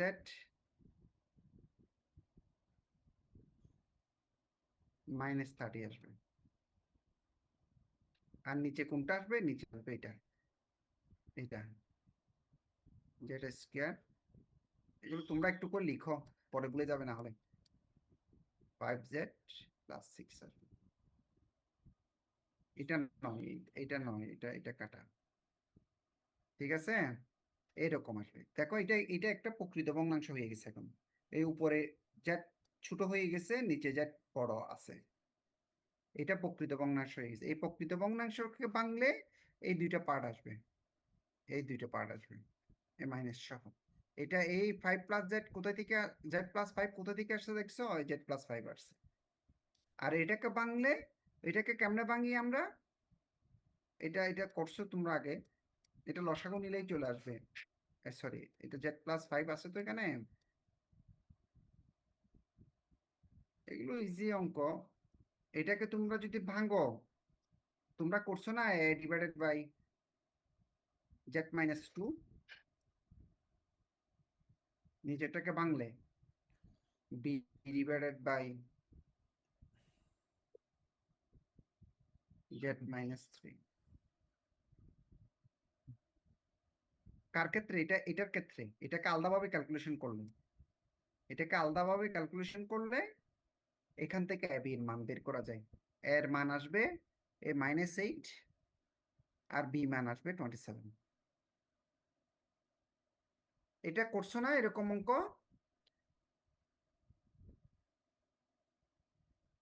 আংশিক ভগ্নাংশে রূপান্তর করা কোনো ফাংশনকে। জি স্যার। হ্যাঁ, এটার থেকে করা যায়। তাহলে এইভাবে অঙ্কটাকে এই আংশিক ভগ্নাংশে রূপ দেওয়া হয়েছে। কেন দেওয়া হয়েছে? অঙ্কটাকে সহজে ডেরিভেটিভ করার জন্য। না হয় এটা এমনও ডেরিভেটিভ করা যেত, কিন্তু অঙ্কটা অনেক বড় হয়ে যাবে, এই ক্যালকুলেশনটা অনেক বড় হয়ে যাবে। এই ক্যালকুলেশনটা তুমি যদি করতে পারো, তাহলে তুমি এই সিম্পলি এই পার্শিয়াল ফ্র্যাকশনের রূপ দিতে পারো। এখন তুমি ডেরিভেটিভ করো। এই যে একবার ডেরিভেটিভ করছে, প্রাইম দিছে, একটা প্রাইম মানে একবার ডেরিভেটিভ। এটা প্রাইম না দিয়ে তুমি এখানে 1ও দিতে পারতা, ব্র্যাকেট দিয়ে 1 দিতে পারতা। ফার্স্ট ব্র্যাকেট দিয়ে 1 দিলেও ডেরিভেটিভকে বোঝায়, প্রাইম দিলেও ডেরিভেটিভকে বোঝায়। তাহলে এটাকে ডেরিভেটিভ করলে কি আসবে? এটাকে ডেরিভেটিভ করলে জেটের ডেরিভেটিভ জেটের সাপেক্ষে 1, আর 5 এর ডেরিভেটিভ 0। আর এটাকে ডেরিভেটিভ করলে কত আসবে? এটা তো inverse z minus 2 whole inverse -1। তাহলে এটাকে ডেরিভেটিভ করলে ওই সামনে মাইনাসটা আসবে, মাইনাস মাইনাসে প্লাস হয়ে গেছে 8 divided by Z minus 2 whole square. আর এটা কি আসবে? এটা z minus 3 to the power -1। তো সেটা সামনে গেলে -1 সামনে গেলে ওই যে Z two the power n এর ফর্মুলা আর কি। তাহলে প্লাস মাইনাসে মাইনাস, এটা সমান না, এটা মাইনাস। তারপরে 27 divided by Z minus 3 whole square. ঠিক আছে? এখন আবার এটাকে ডেরিভেটিভ করলে, আবার সেকেন্ড টার্ম ডেরিভেটিভ করা হয়েছে, এটা 0 নিয়ে রেখেছে। তো এটাকে ডেরিভেটিভ করলে কি আসবে? -2 আসবে, -2। -2 মানে এটা 16। এই যে এটা উপরে উঠলে, -2 হবে না? তাহলে এটাকে ডেরিভেটিভ করলে -2 সামনে আসবে, তারপর জেড টু দি পাওয়ার -3 হবে। ওই জেড টু দি পাওয়ার -3টাকে নিচে নিয়ে আসছে। তাহলে এটা -2 কে গুণ করলে -16 আসবে। আর এটাতে কি আসবে? এটা -2 উপরে, তাহলে -2 সামনে যাবে। এটা বুঝো নাই মনে হয় ডেরিভেটিভ, এটা বুঝতেছ? জি স্যার। এটা সংক্ষেপে করে দিচ্ছে আর কি। এই যে -2টা সামনে, তাহলে 27 দুগুণে 54, ওই যে মাইনাসে মাইনাসে প্লাস হয়ে গেছে। আর এটা -3 আসবে, n এর জায়গায় -3, -2 -1, তাহলে -3 মানে সেটাকে আবার নিচে নামালে +3 হয়ে গেছে। ঠিক আছে? তারপরে আবার তৃতীয় টার্মস ডেরিভেটিভ করছে। তাহলে তৃতীয় টার্মস ডেরিভেটিভ করলে কি আসবে? আবার সেম হইতে এটা উপরে যাবা, এটাকে যদি জেড -2 হোল টু দি পাওয়ার -3 হয়, তাহলে -3টা সামনে আসবে, তাহলে 348, মাইনাস মাইনাসে প্লাস হয়ে গেছে। আর ওই পাওয়ারটা কত হবে? পাওয়ারটা হবে 4, -4। তো -4টা নিচে নিলে +4 হয়ে গেছে। এটাও সেম ওয়েতে করা হয়েছে। তাহলে তৃতীয়বার ডেরিভেটিভ করা হয়েছে। তাহলে এই ডেরিভেটিভের মান কোন পয়েন্টে বের করবো? 1 পয়েন্টে। 1 মানে জেটের মান 1 বসাবো, ওই জেটের মান এখানে 1 বসানো হয়েছে। জেটের মান 1 বসালে এখানে কত আসবে? 1 মাইনাস -2, তাহলে -1, তাহলে -1 টু দি পাওয়ার 4 মানে 1 আসবে, তাহলে 48 আসছে এখানে। আবার এখানে যদি 1 বসাই, তাহলে 1 বসালে কত আসবে? 1 - 3, তাহলে -2 আসবে, তাহলে -2 টু দি পাওয়ার 4 মানে কত? +16, এই +16 আসছে। ঠিক আছে? এখন এটাকে যদি আমরা সিম্পল ক্যালকুলেশন করি, 303/8 আসে। ক্লিয়ার? বুঝছো কিনা? তাহলে এটার মানটা আমরা কোথায় বসাই দেব? এই জায়গাতে বসাই দেব, রেসিডিউর এখানে, এটার মানটা। তাহলে এই জায়গাতে বসালে নিচে তো 3 ফ্যাক্টোরিয়াল আছে, 3 ফ্যাক্টোরিয়াল মানে কত 6, এই যে 6 এই মানটা বসানো হয়েছে।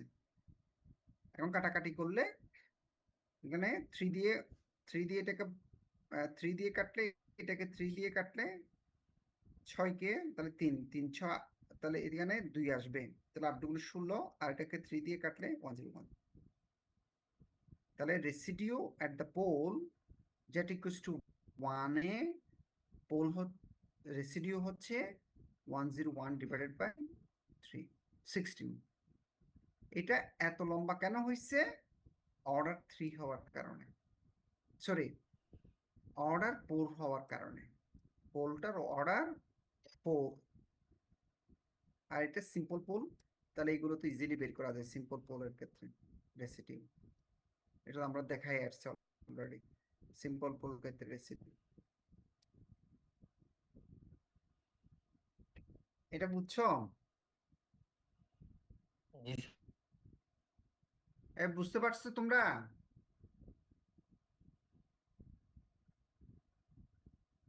হ্যালো, জি স্যার বুঝছে। এটা একটু বাসায় প্র্যাকটিস করবো। আমি যেভাবে দেখাইছি ক্যালকুলেশন গুলো ওভাবে বাসায় একটু প্র্যাকটিস, এগুলো কঠিন অঙ্ক না, সোজা অঙ্ক।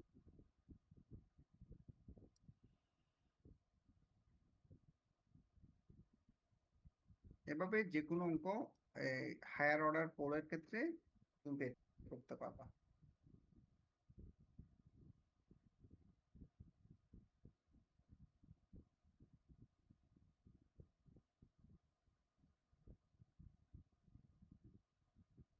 এখন ক্যালকুলাস অফ রেসিডিউ দিয়ে কাউন্টার প্রবলেম বলে আর কি আমরা, এগুলো দিয়ে এই তোমার ইন্টিগ্রেশনের অঙ্ক করা যায়। ইন্টিগ্রেশন অঙ্ক মানে মানগুলো বের করা যায় আর কি, হ্যাঁ। এগুলোর জন্য আমি এখান থেকে 2টা অঙ্ক একটু আমাদের করাই দেবো ইজি থেকে।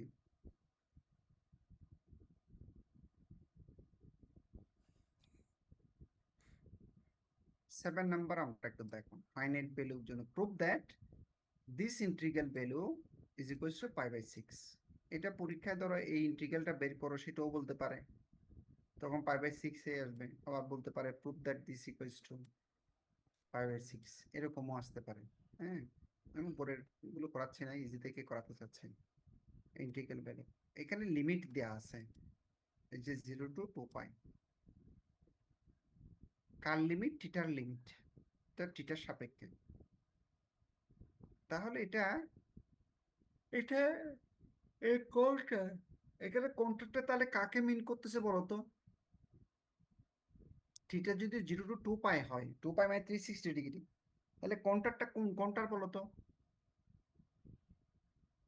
এখানে সি যে কোণটারটা, ওই কোণটারটা কাকে মিন করতেছে? Sir circle.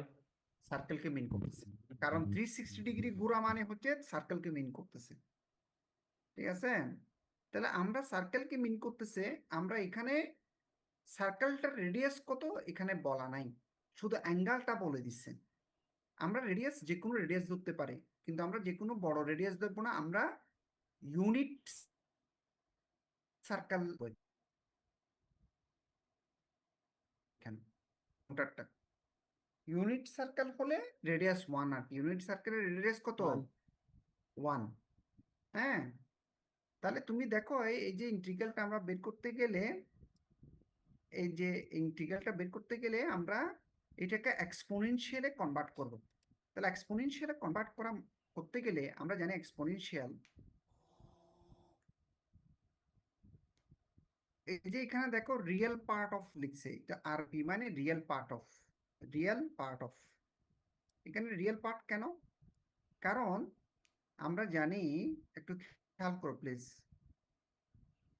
আমরা জানি রিয়েল পার্ট কেন বলতেছে, কারণ আমাদের অঙ্ক হচ্ছে উপরে cos টুয়াইস থিটা আর নিচে হচ্ছে cos থিটা আছে আমাদের অঙ্কে, এই যে অঙ্কটা প্রশ্নটা। কিন্তু আমরা এটাকে নিয়ে যাচ্ছি এক্সপোনেনশিয়াল ফাংশন, এই যে দেখো এক্সপোনেনশিয়াল ফাংশন নিয়ে যাচ্ছে, এই এক্সপোনেনশিয়াল ফাংশন নিয়ে গেছে। কারণ আমরা জানি ই টু দি পাওয়ার এটা তোমরা ত্রিকোণমিতিতে পড়ছো, এই ইয়ার মধ্যে ইন্টারও আছে, আমিও পড়াইছি। আবার ত্রিকোণমিতিতেও আছে, কমপ্লেক্সও আছে। আমরা জানি ই টু দি পাওয়ার আইটিটা মানে কত? ই টু দি পাওয়ার আইটিটা মানে কত?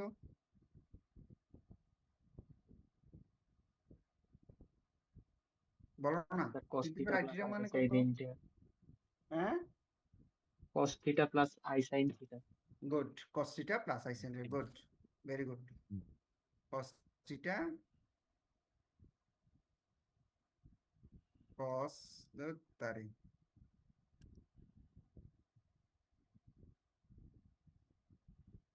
cos থিটা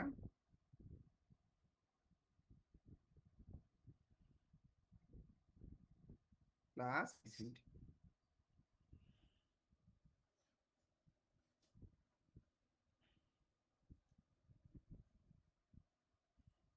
তাহলে আমি যদি এখানে 2 থিটা লিখি, এই আই এর জায়গায় যদি 2 থিটা লিখি, e to the power i 2 theta লিখি, তাহলে এখানে cos twice theta sin twice theta হবে, ঠিক কি না?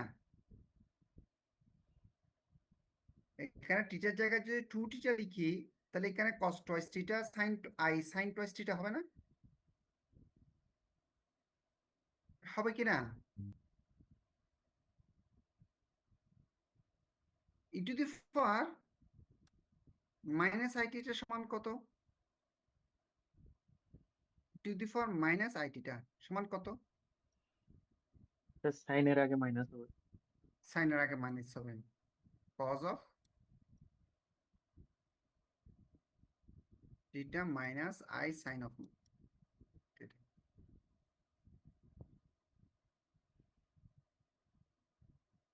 এখান থেকে cos থিটাকে বের করা যাবে না? cos থিটা সমান কত আসবে এখান থেকে বলো তো? এই দুইটাকে যদি আমি যোগ করি এখন, তাহলে এটা আসবে না? ই টু দি পাওয়ার, এই দুইটাকে যোগ করলে এরকম আসবে না? E to the power i theta plus e to the power minus i theta equals to 2 cos theta আসবে না? এরকম আসবে না? এরকম আসবে কি না? এই দুইটাকে যোগ করলে এটা একটা ক্যান্সেল হয়ে যাবে, প্লাস মাইনাস। তাহলে e to the power i theta divide e to the power i theta plus e to the power minus i theta 2 cos theta আসবে না? এটা ঠিক আছে?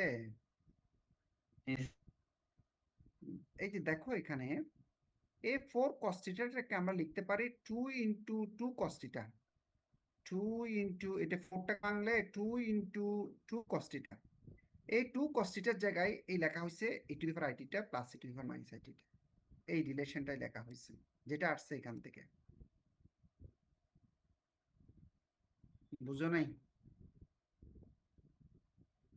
আবার এই জায়গাতে লেখা হয়েছে, এটা এখানে লেখা হয়েছে, এটা মানে কি?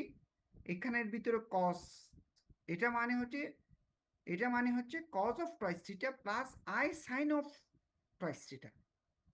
তাহলে আমার অঙ্কে এক্সপোনেনশিয়াল যখন নিয়ে আসছি, তাহলে সেটার মধ্যে এখানে এটা হচ্ছে এই জায়গাতে হচ্ছে cos হবে, এই জায়গাতেও cos হবে।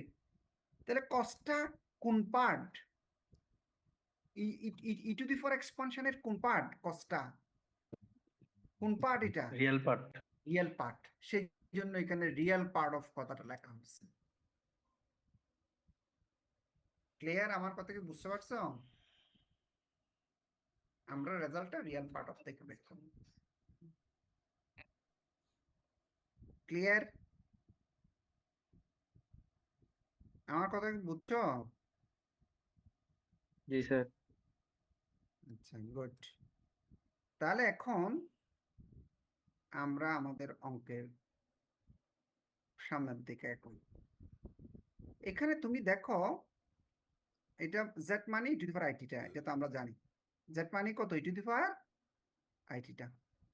তার ডিজেড ইকুয়ালস টু কত হবে? ডিজেড ইকুয়ালস টু কত হবে? ডেরিভেটিভ করা আর কি টু দি ফর আইটিটা, আবার এটাকে আবার ডেরিভেটিভ করলে, কারণ এটা তো আমরা জানি ই টু দি ফর টিটার derivative e to the for theta, কিন্তু সেটা টিটা না, এটা হচ্ছে আইটিটা, সেই জন্য আইটিটাকে ডেরিভেটিভ করতে হবে টিটার সাপেক্ষে। তা আইটিটাকে ডেরিভেটিভ করলে কি আসবে? আই আসবে। সেই জন্য dz equals to i to the for i theta, মানে এটাকে ডেরিভেটিভ করছে আর কি টিটার সাপেক্ষে। ঠিক আছে, এই যে এইটাই পাইছি আমরা। তারপরে তাহলে এখানে ই টু দি ফর আইটিটা মানে কত? জেড, তাহলে এখানে আইজেড হয়। তাহলে তাহলে ডিজেড ডিভাইডেড বাই এই আইজেড কে এটা নিচে নিয়ে গেছে, তা d z divide by i z equals to কত? ডিটিটা। ঠিক আছে, বুঝছো? তাহলে এই রেজাল্ট, এই জিনিসটাকে আমরা এই জায়গাতে এখন পুট করব, মানে অঙ্কটাকে নিয়ে যাচ্ছি আমরা কোথায়? জেটে। অঙ্কটাকে কোন ভেরিয়েবলে নিয়ে যাচ্ছি? জেটে নিয়ে যাচ্ছি। তাহলে এখন ই টু দি ফর আইটিটা যদি জেড হয়, তাহলে এটাকে কি এখানে কি হবে? এটা তো e to the for i theta whole square লেখা যাবে এটাকে, তাহলে এটা জেড স্কয়ার 5 2, এটা জেড, আর এটা হচ্ছে জেড টু দি ফর -1, এই যে মাইনাস আছে যে সেজন্য জেড টু দি ফর -1। ঠিক আছে, ঠিক আছে কিনা? তারপর ডিটিটা মানে কত? ডিটিটা মানে হচ্ছে ডিজেড ডিভাইডেড বাই আইজেড। এই যে ডিজেড ডিভাইডেড বাই আইজেড, আইটা কই গেল গা? এই আইটাকে বাইরে নিয়ে গেছে। এখানে এখন এই 0 to 2 পাইটাকে সি লেখা হয়েছে, এখানে সিটাকে, ওই সিটা হচ্ছে সার্কেল, কিছুক্ষণ আগেই বলছিলাম আমি। সেটা কোন সার্কেল? ইউনিট সার্কেল ধরা হয়েছে। এটা ইউনিট সার্কেল ধরতে পারো, অন্য সার্কেল ধরা যায়, ইউনিট সার্কেল ধরা হয়েছে, এই যে রেডিয়াস 1। এখন আমরা অঙ্কটাকে মেনশন করো রেসিডিউ দুবারা করে বুঝি। থিওরামের মাধ্যমে, কোসিস রেসিডিউ থিওরামের মাধ্যমে করব। তাহলে করতে গেলে আমাদেরকে এই ইন্টিগ্রালের মান কোসিস রেসিডিউ থিওরাম দিয়ে বের করব। তাহলে কোসিস রেসিডিউ থিওরাম ইউজ করতে গেলে তাহলে রেসিডিউ বের করতে হবে ফাংশনটা। কোন ফাংশন? এখানে ফাংশনটা কে দাঁড়াইছে? ফাংশনটা হচ্ছে z square divided by 2z square plus 5z plus 2। এটা কেমনে আসে? এই যে এটা 1/z আছে না, এটা 1/z আছে না, এটা যদি তুমি যদি লসাগু নাও, এটা z দিয়ে গুণ করলে z ক্যান্সেল হয়ে যাবে, এখানে z স্কোয়ার আসবে, এখানে +1 আসবে, 2 দিয়ে গুণ করলে তাহলে এটা চলে আসে। এটা তুমি করে দেখো না, এটা লসাগু নিয়ে করে দেখো।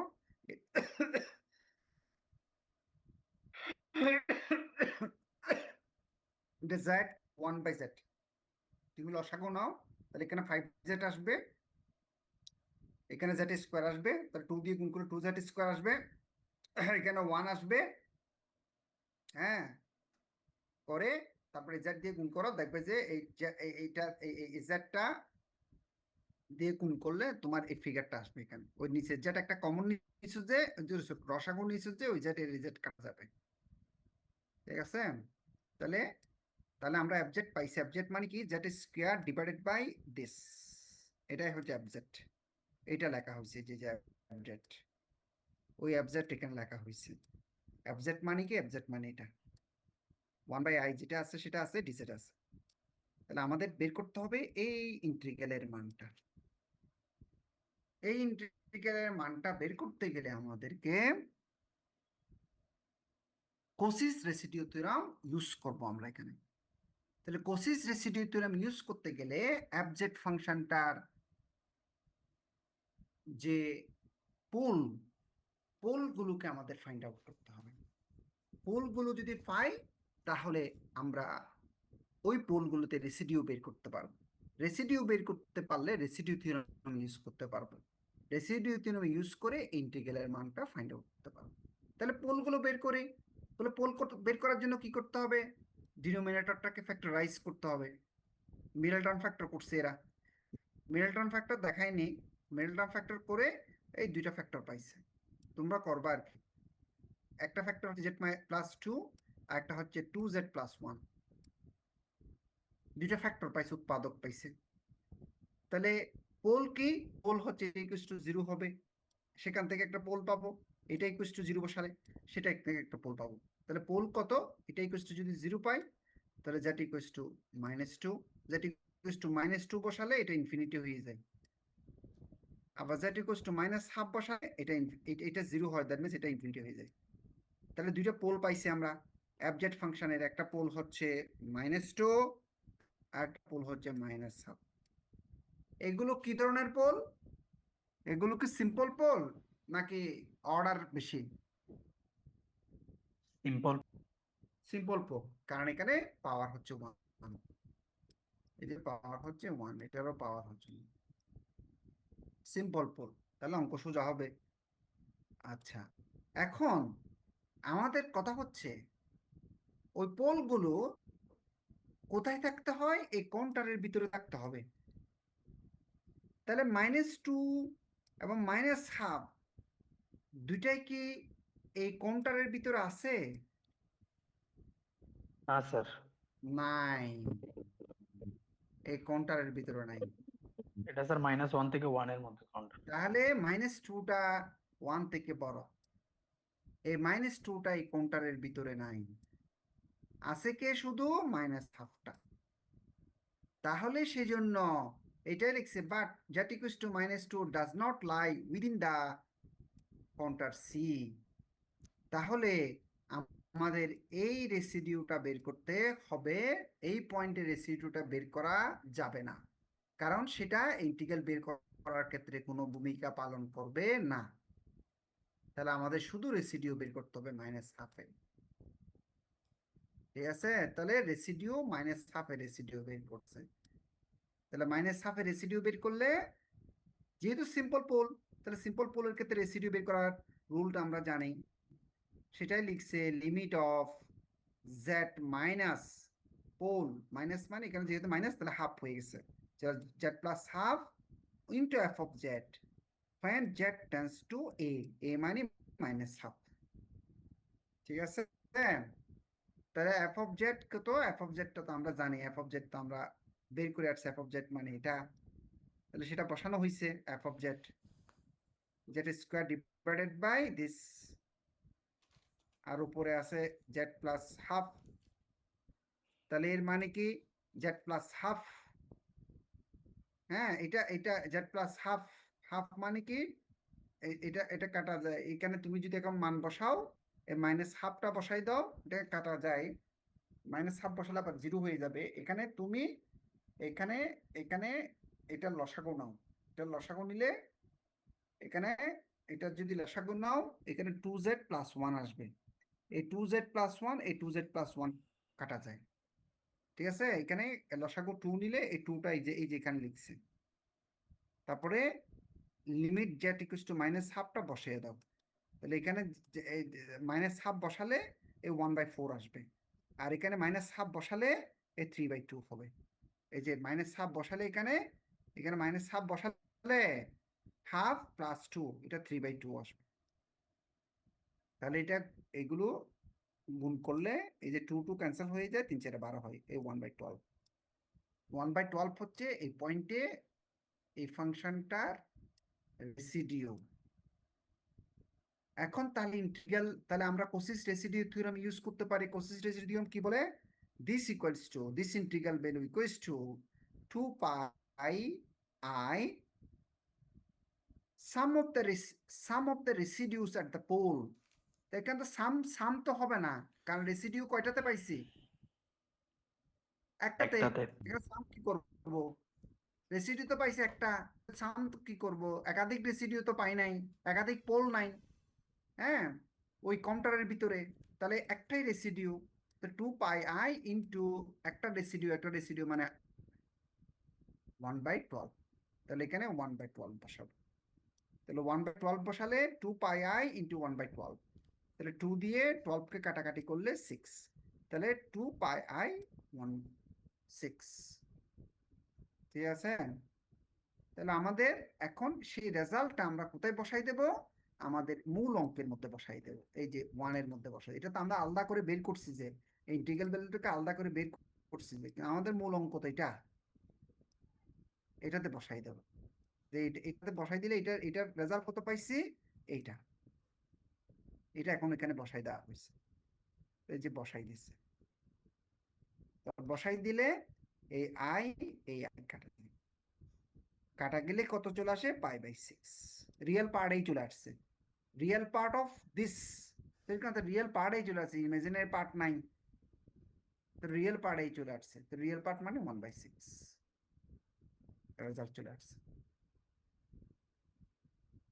তাহলে এটার রেজাল্ট চলে আসছে আর কি, এটার ইন্টিগ্রাল ভ্যালু 1/, এটা এই ইন্টিগ্রাল ভ্যালুর মান 1/6 চলে আসছে। বুঝছো? বুঝছো? জি স্যার। হ্যাঁ, এই 8 নাম্বার অঙ্কটাও এইগুলো সেম টাইপস এর অঙ্ক আর কি। হ্যাঁ, তোমরা 8 নাম্বার অঙ্কটা একটু দেখিও, তোমাদের হোমওয়ার্ক হিসেবে দিচ্ছি। আমি কঠিন অঙ্ক দিচ্ছি না তোমাদেরকে, সহজ অঙ্ক দিচ্ছি আর কি। এগুলো বিভিন্ন সময় পরীক্ষায় আসছে, 8 এবং 9 এই দুইটা অঙ্ক করিও। হ্যাঁ, না পারলে তো আমি আছি। 8, 9 তোমাদের হোমওয়ার্ক হিসেবে দিচ্ছি। এই টাইপস এর অঙ্ক পরীক্ষায়।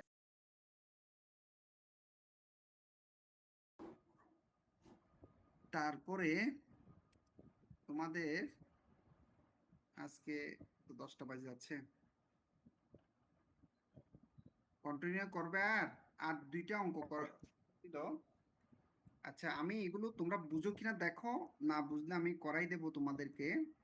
ওই যে অ্যানালাইটিক ফাংশনে 2টা অঙ্ক আমি তোমাদেরকে দিব বলছিলাম। হ্যাঁ, অ্যানালাইটিক ফাংশন করাইছি না, ওই অঙ্কগুলো 2টা অঙ্ক দিব বলছিলাম তোমাদেরকে আমি। এখানে আরো অনেক অঙ্ক টঙ্ক আছে, বুঝছো? ওদিকে যাচ্ছি না আর কি। এসিডি আরো অনেক অনেক অনেক অঙ্ক আছে, ইনফিনিটি দিয়ে, মানে লিমিট ইনফিনিটি হলে কিরকম হয়। স্যার, হ্যাঁ, স্যার আমাদেরকে ওই যে কমপ্লেক্স ভেরিয়েবলের চ্যাপ্টার 1 এর 2টা পিডিএফ দিছিলেন, ওইখান থেকে কি স্যার ম্যাথ আসবে? চ্যাপ্টার, চ্যাপ্টার 1 হ্যাঁ স্যার, ওইখানের আসবে। ম্যাথ গুলো স্যার এই প্রমাণ টাইপের আমি ম্যাথ, যেগুলো ওইগুলা করাইছি কি ওখান দিবেন থেকে স্যার? আসবে আর কি, আমি যেগুলো করাইছি জি স্যার। ম্যাথ থিওরি যেগুলো পড়াইছি ওগুলো পড়বার। আর স্যার এই যে সূত্র হ্যাঁ, প্রমাণ করা এরকম এগুলো? আমি যা যা পড়াইছি তা তা পড়বা। আচ্ছা স্যার। ঠিক আছে? এই যে দেখো, এই যে প্রবলেম নাম্বার 7, হ্যাঁ এই অঙ্কটা দিছি এখানে। প্রবলেম নাম্বার 7টা ইজি প্রবলেম অবশ্যই। হ্যাঁ, প্রবলেম নাম্বার 7টা এটা বলতেছে, if f of Z is analytic of function Z, prove that this relation, এটা ইকুয়াল টু এটা, মানে left hand side equal to right hand side prove করতে বলতেছে, এটা প্রুভ করতে বলতেছে। Left hand side equal to right hand side, এই অঙ্কটা বা দেখবা। আর এই অঙ্কটা এই ধরনের অঙ্ক আমি করাইছি, যে ল্যাপ্লাস ইকুয়েশনকে স্যাটিসফাই করে এবং করসপন্ডিং অ্যানালাইটিক ফাংশন বের করা। হ্যাঁ, এই ধরনের অঙ্ক ওই যে মাইলস থমসন মেথড ইউজ করছে। হ্যাঁ, এগুলো শীট দিছি যে ওখানেও আছে। আবার এই ধরনের একটা অঙ্ক আমি করাইছি তোমাদেরকে অলরেডি। হ্যাঁ, এটা করাইছি, এটা এখান থেকেও দেখতে পারে জিও লাইক। তারপরে এই অঙ্কটা আমি তোমাদেরকে হোমওয়ার্ক দিছিলাম, ওই অ্যানালাইটিকে যে শীট দিছিলাম ওখানে আছে, হোমওয়ার্ক দিছি ওখানে ক্লিয়ারলি করা নাই, এখানে ক্লিয়ারলি করা আছে। মানে এটা হোমোজিনিয়াস হারমোনিক ফাংশন, এবং সেটা হারমোনিক কনজুগেটটা বের করতে বলছে, এটা বের করছে এখানে হারমোনিক কনজুগেট। এই ধরনের অঙ্ক একটা করাইছি আমি তোমাদেরকে, এই যে এই ধরনের অঙ্ক করাইছি। এগুলো একটু দেখো, এগুলো আমি দেখি, তোমরা এগুলো দেখো, একটু না বুঝলে আমি আরেকটা ক্লাস নিয়ে এগুলো বুঝাই দেবো। এই হচ্ছে তোমাদের পড়াশোনা আর কি।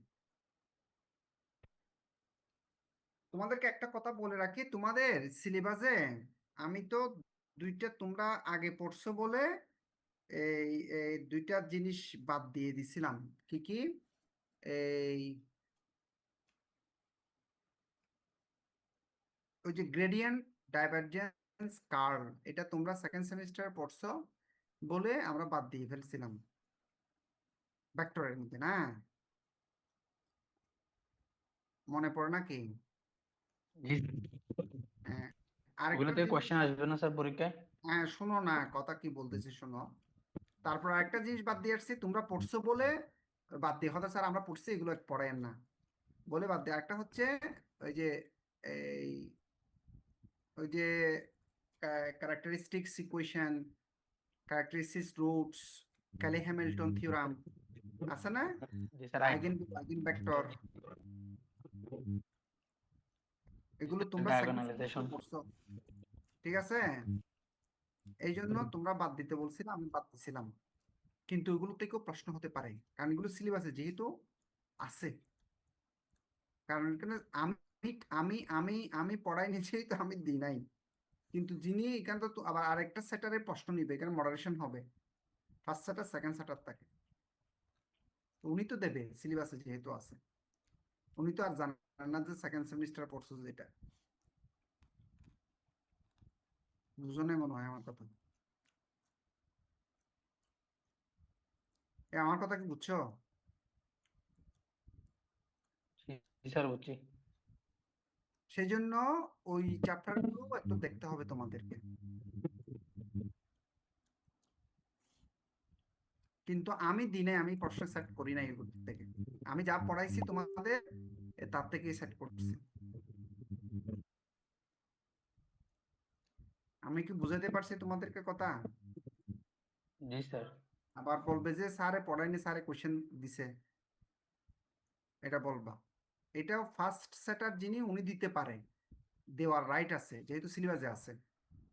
হ্যাঁ, তখন মডারেশনের যারা করবে ওরা যদি ওইখান থেকে সেট কোশ্চেন দেয় তাহলে তো তোমাদের সমস্যা হবে না। সেই জন্য আমি বলে দিচ্ছি ওগুলো একটু দেখতে হবে। তো বিভিন্ন সালের কোশ্চেন আসছে না তোমাদের সাথে, ইয়ার কোশ্চেন গুলো আছে না, ও কি ধরনের কোশ্চেন টোশ্চেন হয়েছে ওখান থেকে ওগুলো দেখবা আর কি। ওই প্যাটার্নের অঙ্কগুলো দেখবা আর কি। ঠিক আছে? স্যার ওই বিগত বছরের কোশ্চেন গুলোতে স্যার ওই যে ওইগুলা পাই নাই, ওই যে চ্যাপ্টার 1 এর যেগুলা দিছেন ওইগুলা স্যার, এই না জন্য স্যার অসুবিধা একটু নেই, জিজ্ঞেস আমি করছিলাম। পড়াইছি তো ওগুলো, ওগুলো দেখবা আর কি। আমি যা পড়াইছি তা দেখবা, ঠিক আছে? আচ্ছা আর স্যার। যেটা বলতেছি ওই যে এই ইয়ার এই যে যে কার্ল ডাইভারজেন্সের চ্যাপ্টার, তারপর হচ্ছে গ্রেডিয়েন্ট কার্ল ডাইভারজেন্সের এবং eigen value eigen vectors, Hamilton theorem, হ্যাঁ ওখান থেকে টার্মস যেগুলো তোমরা সেকেন্ড সেমিস্টার করছো বলে আমি বাদ দিয়ে চলে গেছিলাম। তোমরাই বাদ দিতে বলছো, আমি বাদ দিয়ে ফেলছিলাম। কিন্তু এগুলো প্রশ্ন হবে। ফার্স্ট যিনি সেকেন্ড সেটার থাকবেন উনি প্রশ্ন সেট করবে, নাও করতে পারে করতেও পারে, এটা তো আমি জানি না, করতে পারে। ওগুলোর থেকে একটু দেখো। আর আমি যেগুলো দিছি এগুলো যদি পরিপূর্ণভাবে সুন্দর করে দেখে যেতে পারো, তোমাদের আনসার করতে হবে কয়টা? স্যার, 6টা থেকে 4টা। 6টা থেকে 4টা। আমি যা পড়াইছি এগুলো দেখে গেলে, পরিপূর্ণভাবে দেখে গেলে ওখান থেকে অবশ্যই ইনশাল্লাহ 4টা পাবেই। ঠিক আছে? স্যার পিডিএফ গুলো একটু দিয়ে দিয়েন। তাহলে তোমরা, আমি তোমাদেরকে শিটগুলো দিয়ে দিচ্ছি, শিট কি কি দিচ্ছি তোমাদেরকে আমি দেখে বাকি শিটগুলো দিয়ে দিচ্ছি, তোমরা দেখো, দেখে ক্লিয়ার হও। আমরা মাঝখানে আরেকটা দিন দেখি না ইনশাল্লাহ, এই কথা বলবো আর কি। তোমরা পড়ো একটু, অঙ্কগুলো প্র্যাকটিস করিও, হ্যাঁ? ঠিক আছে? অঙ্ক যা পড়াইছে একটু প্র্যাকটিস করিও, জি প্র্যাকটিস করিও। এর মধ্যে তোমাদের তো বন্ধ পড়ে গেছে, তোমাদের পরীক্ষা শুরু হবে 18 তারিখ থেকে না কয় তারিখ, তাহলে মাঝখানে তো অনেকগুলো সময়। হ্যাঁ, এগুলো ম্যাথমেটিক্স স্কুল, এগুলো আমি যা পড়াইছি এগুলো প্র্যাকটিস করো একটু, একটু কষ্ট করে কাইন্ডলি প্র্যাকটিস করিও। আর না বুঝলে এগুলো নোট ডাউন করে রাখিও, আমি বুঝাই দেবো। ঠিক আছে? জি স্যার, সালাম ঠিক স্যার। ওকে আসসালামু আলাইকুম। আসসালামু আলাইকুম।